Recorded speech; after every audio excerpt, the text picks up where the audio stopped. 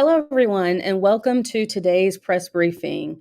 We are thrilled that you have taken some time out of your day to join us. My name is Nicole Henderson, and I'm the Communications Director at Progress, Georgia. Today, we are joined by a great group of individuals that will highlight the attack on voting rights that continues to take place in Georgia. Before we begin, a few housekeeping notes. Following today's press conference, we will have a question and answer session with our speakers. For those of you watching this press briefing live via one of the social media platforms that it is being streamed to, feel free to ask your questions in the comments. We do have a wonderful team of individuals that will be watching for those questions. Some of you will be watching this briefing as a recording. Feel free to contact us via the email noted on the press release you received for today. We will be sure that you either get a response from our speakers or connect you with them directly as they have time. Final reminder, you may use this information shared today for your news content with attribution to the appropriate speakers. With that, I'd like to introduce our first speaker, Cliff Albright.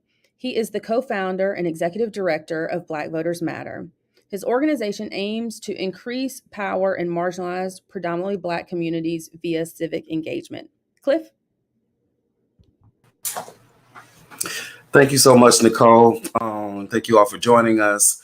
We wish we were gathering on a better situation or a better occasion, but unfortunately, we are here because there's been a narrative around how democracy won out and during the last election cycle, how the electoral victories of certain races in certain states like Arizona was a sign that democracy had triumphed. Unfortunately, those stories are a bit premature because what we've seen is that the slow motion insurrection that started on January 6th is still going on, and it's going on in several states. The attack on voting rights is still going on. The mythology of voter fraud is still going on. We're seeing this in states all across the country. We're seeing it in North Carolina, where a new Supreme Court is going to go back and relook at it, potentially undo decisions that had just been made by a previous court in regards to voting rights, in regards to legislation around voter ID, in regards to legislation around gerrymandering. Of course, we're seeing everything going on in Florida with the attacks on voting rights. It's not just Black history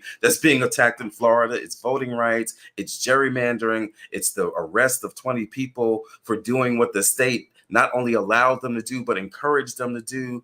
It's going on in states like Mississippi, where, of course, we're seeing voting rights being shattered by the creation of an entirely new district, the so-called capital district in the city of Jackson, which disenfranchises the voters, the predominantly Black voters in the city of Jackson, Mississippi. We're seeing it in Tennessee, where the state legislature is attacking and trying to redo the city seats, the districts within the city of Nashville, which would again disenfranchise large numbers of that community, including disproportionately Black voters. And we could go city after city after city where we're seeing this. All of this reminds us of why this issue cannot just be attacked on a state-by-state level. What we need is federal action. What we need is federal voting rights. What we need is the Voting Rights Act restored. We need all of that and more, right? Because we can't just keep fighting against voter suppression. We have to fight for a new vision, a more holistic vision of what it means to have voting rights and voter access in this country. We need stronger federal action, even in terms of the president's executive order. There's going to be more on that from some of our national partner groups this week, talking about the executive order that was done 2 years ago, almost 2 years ago to the day, as we are once again coming upon the commemoration of Bloody Sunday and the Selma to Montgomery March taking place just in a couple of days. We'll all be there. And so now is the time, an appropriate time for us to reflect on that history, to reflect on what's going on in the country right now in all of these states, and to make a call for action at the federal level, but also at the state level, which is why we are here today. We have an incredible group from some of our friends and partners who have been doing this work nonstop, fighting for voting rights right here in Georgia. Because lest you believe that the state of Georgia and the those who control the legislature and the governor's mansion in the state of Georgia had finished their business in 2021 with the SB 202 voter suppression bill. If you thought that they were done, you were wrong. They came back last year trying to make it worse, and they're coming back this year even bigger trying to add on to the voter suppression of that bill, along with some other actions that they are currently taking that come out of SB 202, things that many of the groups on this call warned about when SB 202 was passed. We are seeing it come to pass right now in terms of some things going on as we speak. And so with that said, I'm going to turn it back, and we're going to have a call to action, because at the end of this call, we want to be very clear what the problems are, what the challenges are that we're facing, but also we want to be clear what action everybody who's listening to this, who's viewing this, who's sharing this, what action people can take on this issue right here in Georgia, but also in terms of the national battle. Nicole? Thank you for that, Cliff. That's very helpful information. Up next is Fallon McClure, Deputy Political Director for the ACLU of Georgia. The ACLU of Georgia enhances and defends the civil liberties and rights of all Georgians through legal action, legislative and community advocacy, and civil education and engagement. Fallon? Thank you so much, Nicole. Good morning, everyone. My name is Fallon McClure. I am the Deputy Director for Policy and Advocacy at the ACLU of Georgia. So what I want to talk about today, what is happening in the Georgia legislature right now, what is happening in Ware County, it's a power grab, and it's an attack on our democracy. While most people know that large changes happened to the way that we vote in Georgia in the immediate aftermath of the 2020 election, what has gone a bit under the radar is the coordinated effort to change who controls elections on the local level. Georgia has 159 counties, the second most counties in the country, only behind Texas. And most of those counties have their elections run by local boards of elections. Local boards of elections have immense power. They certify elections, they vote on whether provisional ballots should count, they vote on voter challenges. They have an enormous amount of power within Georgia's elections framework. Before 2020, it was standard practice to have equal representation from the two major political parties on local boards of elections. And this happened across the state. For example, even in heavily Democratic areas like Atlanta, like DeKalb County, Fulton County, and Gwinnett County, they have 2 of the 5 seats reserved for appointments from the Republican Party, the same number of seats reserved for appointments from the Democratic Party. But after 2020, while SB 202 was grabbing headlines, the majority party in the legislature decided to work with local representatives in many areas where the majority party controlled the local legislative delegation to pass what's called local bills that would allow the majority party to take over the local board of elections and remove Black board members. This has happened in several counties. These include Morgan County. The board had 2 Democratic appointees, including longtime advocate Ms. Helen Butler of the Georgia Coalition for the People's Agenda. After the 2021 legislative session, House Bill 162, Morgan County's entire board is now appointed by Republican-controlled Board of Commissioners, and Ms. Helen lost her seat that she has had since 2010. Another Black board member was also removed. All the members should be appointed by the Board of Commissioners of Morgan County. That was the text from the bill. This happened in Spalding County. They left the 2 Democratic appointments in place, but the Black board chair was removed through House Bill 769.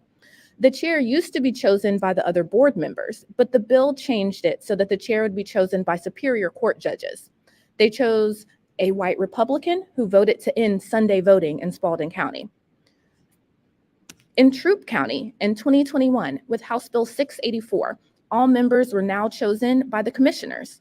The Black board member was removed. Other counties where boards changed so that the county commission could appoint either all or nearly all the seats, or Pickens County, Stevens County, Lincoln County. So what's happening with 422 and Ware County is not new. But also at the same time in 2021, the majority party refused to allow Gwinnett County under House Bill 772, and the clear majority of the Gwinnett legislative delegation to change the way that its board chair was appointed. So essentially, I bring this up because there's a double standard in allowing which counties can have this local control. Ware County is a continuation of this partisan expedition from 2021. House Bill 422 passed out of committee February 23rd. It's going to be heard today in the Senate. The bill says that the commission appoints 4 seats. Both parties submit nominations for the seats, but the Republican Commission is under no obligation to appoint anyone from the list. Contrast that with the current law in effect in, for instance, Fulton County, that says that the commission shall appoint from nominations from both parties. So perhaps even more alarming is what happened in 2022 when local delegations were overruled on local redistricting maps in areas like Gwinnett and Cobb County. So what happened in 2021 and what's happening and then in 2022 and what's happening now in Ware County, it's a pattern. We must take partisanship out of elections administration and make it a fair process where everyone can have their voice heard. Thank you, Nicole. Thank you so much, Fallon, for sharing all that history. It's very helpful. Excuse me. Up next, we're going to go to Minister Cottrell, who's going to give us some information on what's going on in Ben Hill. Minister Cottrell, are you available? There you go. Can you hear me? Hi, I'm Lethea Jones Cottrell, and I am from Ben Hill County. In Ben Hill County, we see like patterns, unlike what Ms. Fallon just told us about. And our Board of Commissioners is, they sent a letter to the Democratic and Republican members of the election board, and the letter demanded that they resigned or asked them to resign because they believe that they're out of compliance with Supreme Court law, and that the commission should have the right to appoint everyone on the board since they're in charge of the board. The problem is that the Supreme Court law is an opinion from anything that I researched and learned. And it is my belief, and the majority of the community and the Democratic Party that we talk to believe that when you start allowing the commission to appoint everyone on the board, while we may have community-friendly commission members now, with the move that's happening throughout our strong Republican communities in South Georgia, we are very concerned that the fair process will fail. And we want to ensure that local communities and our Democratic and Republican we still have a voice on the board. And we don't end up with one full Republican board or the other. So that is our major concern, that this is already feeding down into our area, and our commission is acting on this, and based on what my commissioner told me, they believe it's already a law. But there again, we know that based on what I can find, it's just an opinion, and we're very concerned that the understanding is not just Ben Hill County that this is happening, and this is happening across the board. And we're already fighting for voting rights to ensure that we all get to vote. We have a very, very low turnout of Blacks in our county, and we are already fighting that battle. We do not want anything else to happen that's going to stop us from being able to ensure that all residents of Ben Hill County have fair and equal representation and opportunities to vote.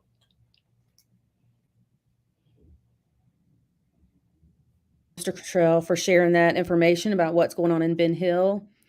Up next, we're going to turn it over to Sean Taylor. Sean is the founder and president of Love Feeds, Inc., a nonprofit organization in Ware County that focuses on issues such as senior hunger and voters' education. She was appointed to the Ware County Board of Elections in 2021 and is currently the co-chair. Ms. Taylor? Thank you. Hi, my name is Sean Taylor, and I am right now the co-chair of the Ware County Board of Elections. And we believe that this legislation is unfair and unnecessary. Currently, our board members are made up of 2 Republicans and 2 Democrats, with our 4-member board appointing the chair. Historically, rural Georgia has been predominantly Republican. If the charter is amended, one party would control the elections. The board currently has 3 Black members, and we believe this legislation is an assault not only on the Black members of the board, but on the Black and Brown community in Ware County. More than half of the citizens' population is Black, and there are no safeguards in place to ensure that the county commissioners will appoint members who represent the entire community. This legislation will disenfranchise these residents. Ware County will be greatly impacted, specifically Waycross, because right now we are also contending with precinct consolidations. We are a county without public transportation. We have voters who are having to drive or pay people to take them to the polls. There is a barrier, a great barrier, to people going out to vote because they don't have a way to the polls, and some of them live as far as 3.5 miles away from the nearest precinct. The Board of Elections is one of the most consequential boards in our state. And we feel that this legislation would create an inequity, and we feel that we must oppose it. And we are fighting really hard in Ware County to get our residents involved, because this is going to really impact us greatly. Because right now, our turnout is not what we want it to be. And we feel like if the Board of Elections is not representing the entire community, we will not have any support in helping us to increase voter turnout in our numbers. Thank you so much for that glimpse into what's going on in Ware County. Up next, we have Commissioner Jerica Richardson. Jerica is Cobb County's District 2 Commissioner, serving as a fierce advocate in the community and representing the intersection of technology, business, and public policy. Commissioner Richardson? Absolutely, and thank you so much for this opportunity to be able to share a little bit about what's going on in Cobb County. It's certainly a unique use case, but in last year's redistricting efforts, there was a map that was proposed over Cobb County by a couple of at the time representatives, now senators, but perceived that they had the best knowledge of how our community should be drawn, and in that process actually removed my house from the district. And what that had the consequence of, and certainly a slippery slope, is forcing me to step down out of office 2 years before the end of my term. And the issue with that is certainly disenfranchise my voters. It will leave a vacancy on the board and leave 200,000 individuals unrepresented. Certainly nullify the votes that had been cast, considering I was elected for a 4-year term. And that was the scenario that we were presented with. In response, the county did invoke home rule, which actually strengthened the power of the standing of counties around the state of Georgia. And as of now, there are currently 2 bills that are circulating within the Senate to basically reinstantiate that map, which would have the immediate.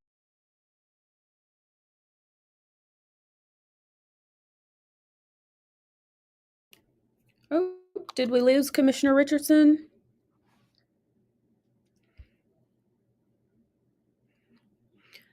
All right, well, if we get her back, that will be great. But I did appreciate what she was sharing about what was going on in her area. And with that, we can open our press conference up for questions. Feel free to direct your questions to a specific speaker or simply ask your questions, and I can direct them to the appropriate speaker. I'll have our team in the background share if there are any questions. How do you go about petitioning for closer polls? First question, who would like to take that for us?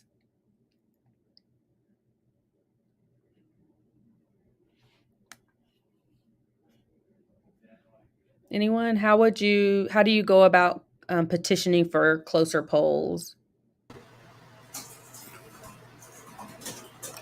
I think she's on mute. I don't know if Sean was trying to speak. Okay, can you hear me now? Okay. In Ware County, what we're doing is we're going before our city commission, because the issue is that some of our residents have had to go to 2 different locations in order to vote if there was a county and a city election. And so the issue was having the equipment or machines for both the city and the county elections in one location. And the county was saying that they didn't have the funding in order to support that.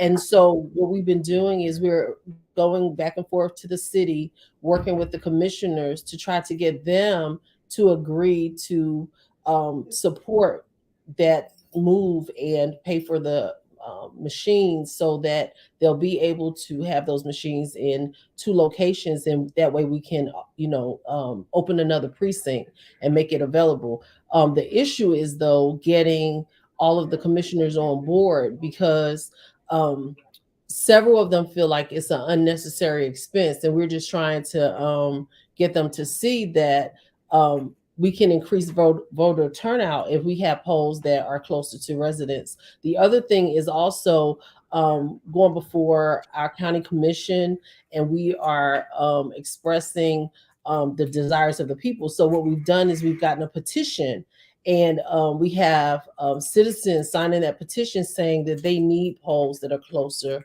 to their residents. Thank you for that, Cliff. Yeah, just real quick, just in terms of, because there's the day-to-day nuts and bolts of like how we make that happen and doing the petitions, and that needs to happen in every county, right? But just big picture, in the country of India, by law, there has to be a polling place within a mile of every resident in India, in the entire country. Right? That is the expectation. That is the bar. That's the standard.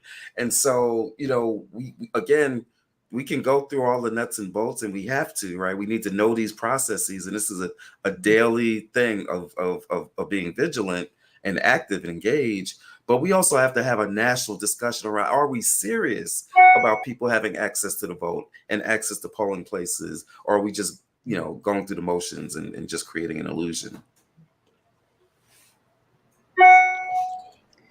That's a good question. Are we serious? Anybody else want to respond to that? All right, team in the background, are there any additional questions that came up?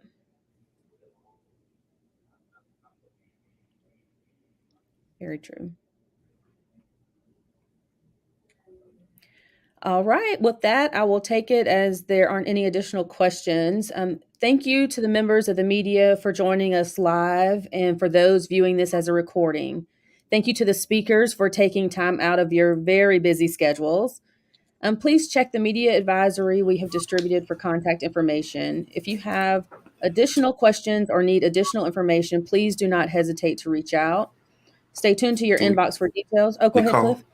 I was just noticing that Commissioner Richardson was back. Did we want her to finish her remarks? Yes. Or? Thank you so much. And I really apologize. Things just happen sometimes. Yeah, that's technology for us. But feel free to finish.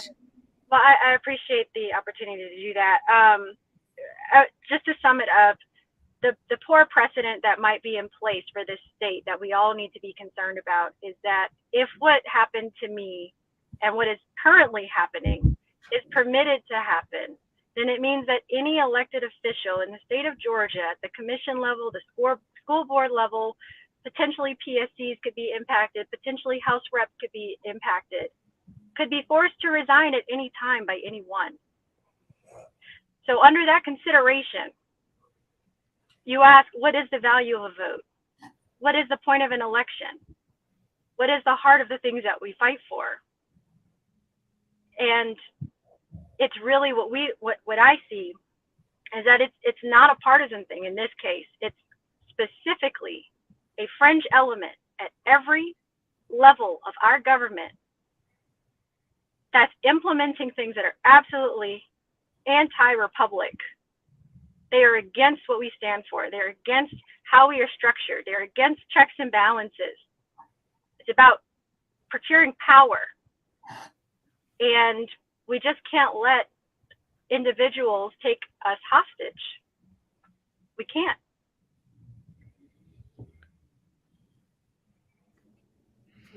Those are my remarks. Thank you so much, Commissioner Richardson. I think we have one more question, and I want to make sure we do get to that. It seems like voter suppression happens every year. At what point will this fight be over? It seems like it's never ending. Voters, organizers, and community members are exhausted. Very much so. Any response to that? I would like to respond. Can you hear me okay? Mhm. I would like to say that voter suppression is something that's going to be a lifetime thing. As long as we have different organizations, different people trying to control other people, our main concern should be that everyone have the fair opportunity to vote. And because of voter suppression and attacks like what we're seeing right now, we have so many people saying, why should I vote? Why should I care? We're always having to fight that. And it is opportunities like this that we need to stand up and help them understand that without that vote, that's why you have all of this suppression, because you're not voting. And I'm a preacher, so I'm going to say this. It said, the Bible says, my people perish for lack of knowledge. Well, it's been so much foolish stuff out there and there's so much to dispel that we just need to be prepared to do what we can and keep moving until end times, because this is going to be around for a while. I would like to add on to that as well, just double clicking on it's the lack of knowledge. What is very powerful that everyone who's elected, including myself, is scared of the most is an educated community who knows how the system works and knows what powers they bring to the table. I will tell you what's going on with me. The only reason we've been able to even push this back and bring the awareness, and to some degree it looks like a bipartisan amendment might be getting drafted on this front, is because the community decided they were going to educate themselves. And that went across party lines to the point that influence, those levers could be pulled. And it was a matter of us working within the community and with the community to drive that impact. So, yeah, I appreciate every bit of help that I've gotten, because I tell people as an elected official, there's nothing more that makes me proud than to know my community is fighting for me and my county is doing everything that they can to defend and protect itself. And that is the key, and that's always been the key, is that you always have the power, but that power is in the community. And I just Well said. All right, Fallon, go ahead. I'll just have 2 quick points to add on to that. So there are supposed to be rules in how these things work, right? And so in the actual Senate rules, when it comes to approvals from the local delegation, like the local folks are supposed to approve what's happening. So some of the things that have happened to Commissioner Richardson, like they broke their own rules, right? And they're not being held accountable. So back to this, having the knowledge, right? Knowing what the rules are supposed to be, calling folks out and holding them accountable. And then my second point is just a reminder that the Ware County legislation that we've been talking about, HB 422, is on the Senate today. The Senate convenes at 1 p.m. this afternoon. So if you can go down there and talk to folks, we encourage that, but also, call your senators and stuff to make sure to tell them that, everyone's voice should be heard. Everyone should have, a right to vote, and we should ultimately be choosing our representatives. Our representatives shouldn't be choosing who they want to vote for them. Exactly. Right.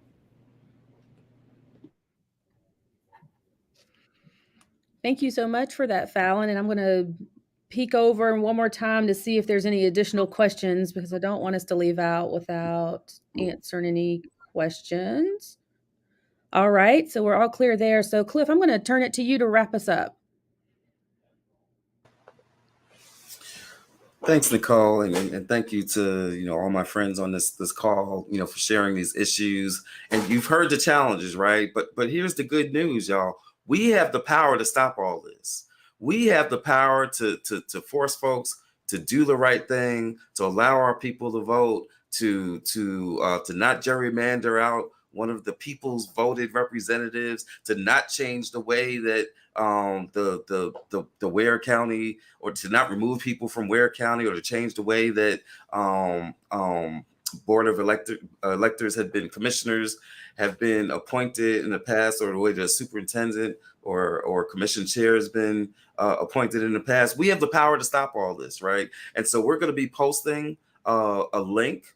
Fallon just talked about, right, this bill, this omnibus bill, right, this Jim Crow. We talked about Jim Crow 2.0 a couple years ago with SB 202. This is, I guess, Jim Crow 2.1, or next edition. But we have the power to stop this, and so contact your state legislatures, right? Your state legislators. We're going to be posting a link that'll let you easily be able to identify and call your state senator, so that you can make your voice heard, right? And some people maybe some people watching this or listening to this might be living in places where their representative is already on board with fighting for voting rights. Still give them a call so that they know that they got people that are pushing them, that they got people that are watching them, they have people that have their backs. And definitely, if you're living in an area where you've got a representative or a senator who's actually pushing this voter suppression, you definitely need to give that person a call so that you can let them know that this is unacceptable and that you're watching them, and that we're going to be fighting for this. So we're going to be posting that link so that you can take action now, especially with your state senators, to vote no on HB 422, to vote no on HB 422. And if you're in one of these counties that we've talked about, Ware County, Ben Hill County, then definitely Cobb County, then definitely you can reach out to the appropriate people there so that you can let them know locally, right? Let them know locally that you are watching this and that you are fighting for people to have access to voting, and that you're fighting for fair representation on the board of elections, and not to have people getting removed. So there are actions that we can take. It can be a phone call, it can be a text, it could be just telling your friend, it could be going to the barbershop, the beauty salon, and just sharing this information, sharing this link, right? But there's actions that all of us can take so that we can continue to fight for our full voting rights and full voter access, and continue to make this democracy, which has by far never been a perfect democracy, but continue to push it to be closer to what it's supposed to be. All right, I could not have said it better myself. I want to thank you all again for coming and sharing a bit about what is going on. And with that, we'll tell everyone have a great day, and stay close and contact your legislators so that we can try to stop some of this stuff. Thanks, everyone.